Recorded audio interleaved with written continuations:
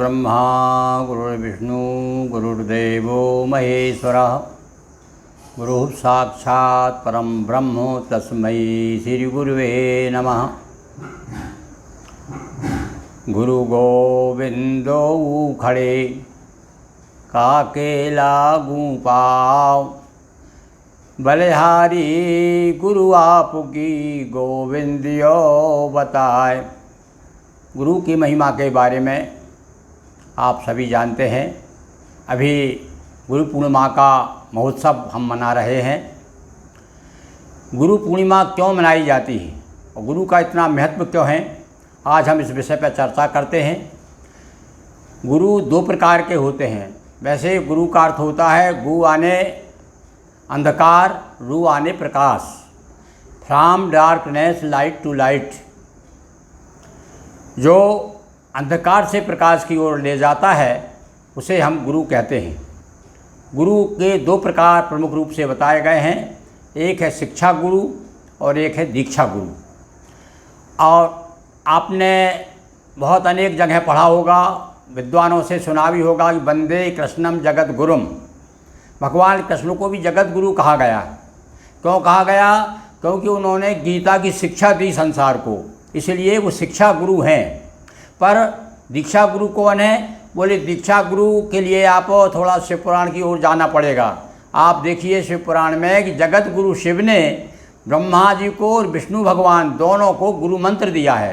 यानी जगत के गुरु भगवान शिव जो हैं, ब्रह्मा के भी गुरु हैं शिव के, और शिव जी जो हैं भगवान विष्णु के भी गुरु हैं। तो इस प्रकार से हम ये है जानते हैं कि दीक्षा देने का अधिकार केवल शिव भक्तों को है विशेष रूप से। वैसे तो जो गुरु है, जो गुरु मंत्र दे सकता है और वो देता ही है और अपने अपने शिष्यों को अपने ढंग से अपने अपने संप्रदाय में दीक्षित करता है। पर विशेष रूप से आदि काल के आदि गुरु, आदि महादेव, आदि देव जो हैं वो है भगवान शिव, जो दीक्षा गुरु माने जाते हैं। उनके जो अनुयायी हैं वो उनको सब विशेष रूप से जो शैव धर्म को मानते हैं, जो ब्राह्मण शिव के भक्त हैं और जो शैव हैं, गोस्वामी हैं, वे सब जो है दीक्षा देने के अधिकारी हैं। तो दीक्षा का क्या महत्व है भाई? तो उसके प्रसंग में एक कथा आती है कि जिसने गुरु मंत्र लिया है उसके हाथ का पानी भी नहीं पीना चाहिए। आपने देखा होगा कुछ विद्वान जो समझते हैं, जब आप किसी के यहाँ जाते हैं तो आपको जल पिलाने के लिए दिया जाता है, कुछ लोग हाथ में लेकर के नीचे रख देते हैं, एकदम से पीते नहीं हैं, क्योंकि न जाने सामने वाला अदीक्षित है, उसने गुरु मंत्र लिया है नहीं लिया है। यदि गुरु मंत्र नुगरा है, यदि वो हम देहाती भाषा में कहें, यदि वो नुगरा है तो उसके हाथ का पानी भी नहीं पीना चाहिए। इसमें प्रसंग में एक कथा आती है कि एक बार नारद जी भगवान विष्णु के यहाँ पधारे। लक्ष्मी जी ने बड़ा स्वागत किया और बिठाला, बहुत चर्चा हुई। और उसके बाद में भगवान विष्णु से मिलने के बाद में जब नारद जी चले जाते हैं उठ करके, तो भगवान विष्णु उस वहाँ का पानी डाल करके उस स्थान को पवित्र करते, जल से मतलब धोते हैं। तो जब लक्ष्मी जी को बड़ा एकदम आश्चर्य हुआ, अरे भाई इतने बड़े महामुनि आए और तुमने जा करके उनका जो स्थान को धोया या अथवा उसको फिर से जल छिड़का उसके ऊपर, ऐसा क्यों किया? तो उन्होंने कहा कि भाई अभी नारद जी ने कोई अपने गुरु नहीं बनाए हैं, ये नुगरे हैं। आप समझ लीजिए, इससे अर्थ लगा लीजिए कि गुरु का कितना महत्व है, गुरु की कितनी महिमा है।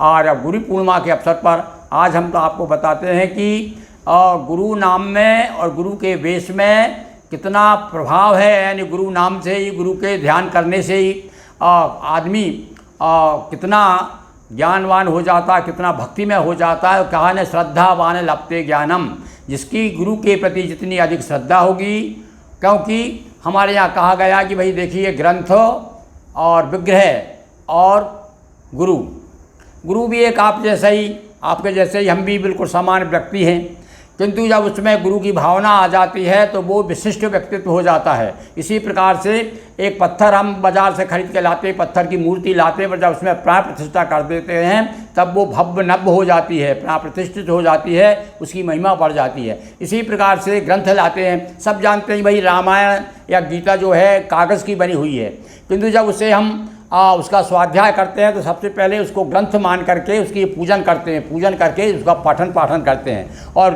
जब आपने देखा अखंड रामायण होती, सब लोग रामायण मैया की जय। अब रामायण मैया कौन सब देखते हैं, कागज़ की है, किंतु उस समय वो है जो है, तो जैसी आपकी भावना होगी, जैसी श्रद्धा होगी, वैसा आपको फल प्राप्त होगा। तो इस उपलक्ष्य में आपको एक कथा सुनाते हैं, गुरु की महिमा कितनी बड़ी महिमा है। वैसे तो गुरु के बारे में तो जितना कहा जाए, गुरु ज्ञान का अरमान दिखलाना दिया आदित्य को, यानी दिया सूरज को दिया दिखाने के समान है गुरु के बारे में बताना। आज तो मैं आपको एक सरल कहानी सुनाता हूँ, आज जिससे कि आप समझ जाएंगे कि गुरु की कितनी महिमा है। और सुनिए, कथा सुनिए, गांव में प्रसिद्ध है वो लोग कथा।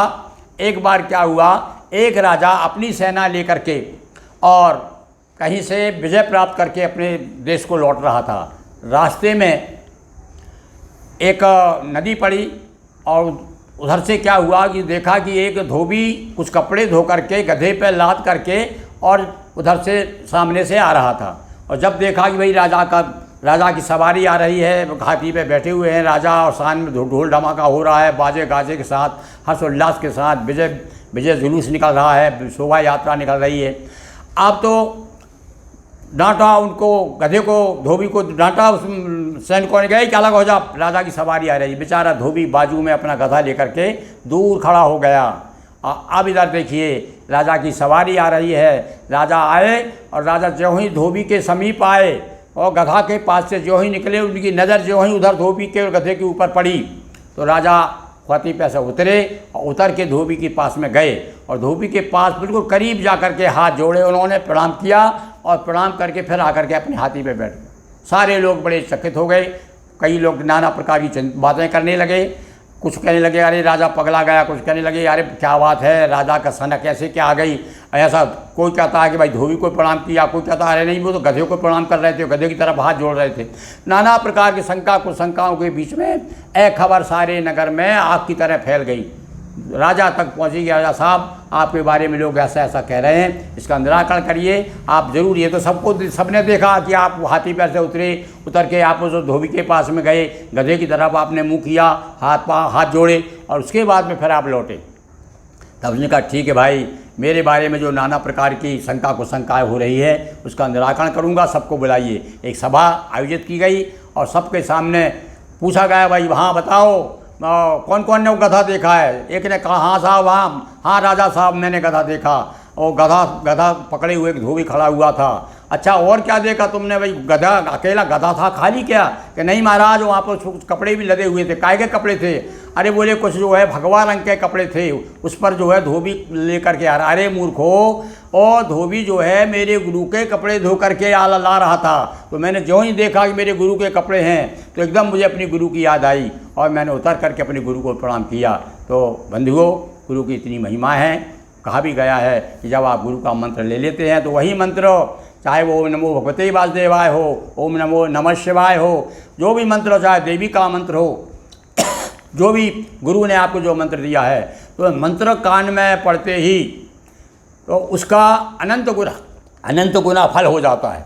आप वैसे तो किताब में पढ़ते ही हैं, तो इसलिए कहा है गुरु का मंत्र जो है जो भी दिया जाए उसे गुप्त रखिए, बताइए मत कि हमें कौन सा गुरु मंत्र दिया है। उसकी एक माला रोज़ नियमित करिए और फिर देखिए उसका प्रभाव।